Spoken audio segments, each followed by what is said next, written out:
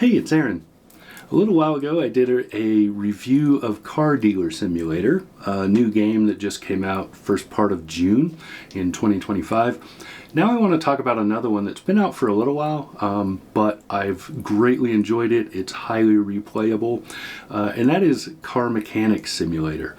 It's not made by the same people, it's a different group, but it is a game that gets reissued gets totally updated and reissued every 4 or 5 years. There was a 2018 one, and then there was a 2021 one, and now they've been promoting that 2021 version, which tells me they're probably going to come out with a 26 version. This is a game where you basically are mechanicking on cars. So you have a mechanic shop, you receive customers, or you buy junked vehicles or auctioned vehicles, and then you fix them up and you sell them, or you fix them up and the customer pays you. Like most of these kind of games, it progresses. So you start with just basic tools and basic capabilities, and the mechanicking is really slow. But you're only doing a handful of things, and then you build up to the point where you gain a new tool, or you gain a faster use of your current tools, that sort of thing. And eventually you get to the point where you have maximized all of your tool usage, you've maximized you have every tool available, and your bank account is pretty fat, and you can go to auctions and other things and buy some really cool cars. There are tons of DLCs for this. They add specific things to this game. For example, there's like a Mazda DLC that adds several Mazda vehicles and rotary engines. There's a Dodge Ram DLC that adds a couple of Ram trucks and a bunch of very storied Dodge vehicles, as well as the engines and other things that go with all of those, and so on and so forth. I personally would highly recommend the Drag Race DLC. So the Drag Strip DLC adds a drag strip to the game, but bigger than that, it adds a whole bunch of added engine options, and those engines are compatible with a bunch of the performance cars and other things that are in the game inherently. So there's a bunch of generic makes that are not branded, right? So they're fake versions of real vehicles. And then you can buy DLC to add real versions of real vehicles. So, for example, very recently I just did a full refurbish, and so I took a junked barn find Mazda RX-3 and completely refurbished it to like new. You do things like that in the game. You can refurbish current parts on vehicles, you can buy parts to replace, that sort of stuff.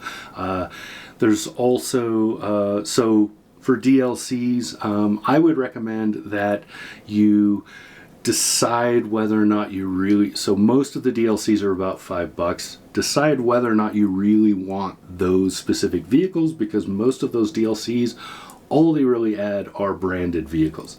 They don't really add new stuff. They do add some engines here and there, but I would highly recommend the Drag Strip and the electric vehicle one. The electric vehicle one adds electric vehicles and a bunch of Tesla knockoffs, basically, as your electrics. But the game also has a car, I forget what they call it, car designer, I think is what it's called. It's outside of the game, so instead of loading into the game, you load this. It comes up as a prompt when you first run the game, and from there you can literally build your own car. You can take an existing one, modify it to be whatever, or you can start from scratch and build your own. It's a lot easier to modify current, but that allows you to take something like, say, a Dodge Challenger Hellcat or a Dodge Charger, if you have that DLC, and make it electric.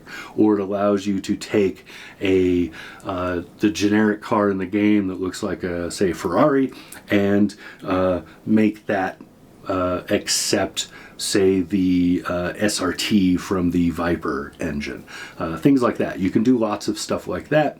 And you can make like a two-wheel drive only into a four-wheel drive. You can do all kinds of things in there. I personally have DLCs mostly for the brands that have historic vehicles that I really like. So I have the Dodge one, I have the Jeep one, I have the Mazda one, I have Aston Martin, I have, what else did I add? I have the drag strip, of course, I have the EV, of course. And then I think next up I'll be adding the Ford, but there's a whole bunch of these DLCs and you can do tons of really cool stuff. So it's a lot of fun. It does get a little tedious. It's one of those games where I found myself playing for maybe a couple of hours and then I was pretty much done with it. I was tired of just constantly moving the mouse to unscrew things and screw things back in. So I just moved on to do other things for a while. But it's a game that if you're doing the story missions to fully get to the end, I guess it is, so where you have everything maxed out like I do, you're probably going to spend 15 plus hours of game time, or of real time playing the game. There's no day or night cycle, you just continuously do stuff. It's basically always high noon in this game.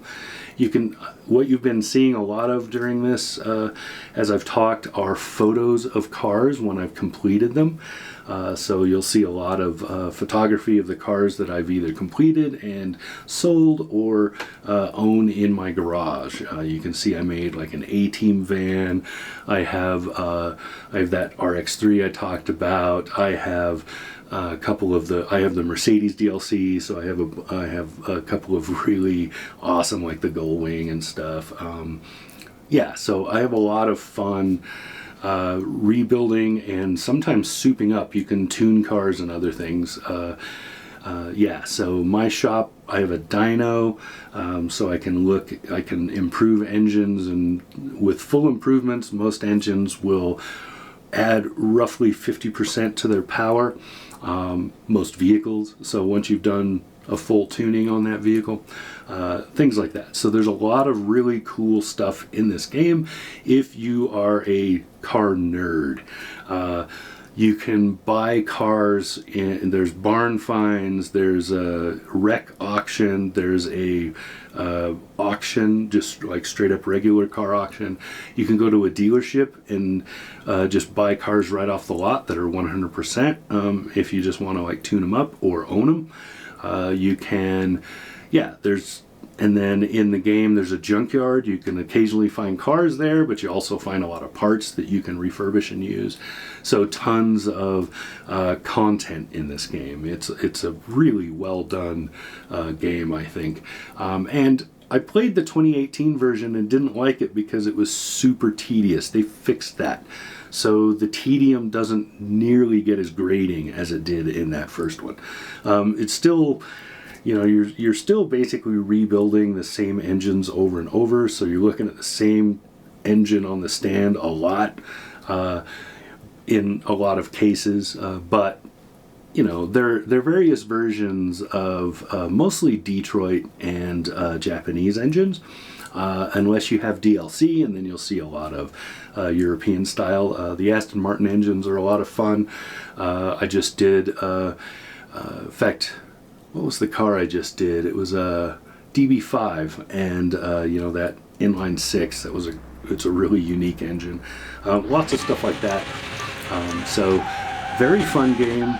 I am not sponsored with this. This is just me. I played the game, and I thought you would want to know about it. So yeah. Car Mechanic Simulator. It took a long time to tell you I like the game. But there you go. This has been Aaron. Talk to you again soon.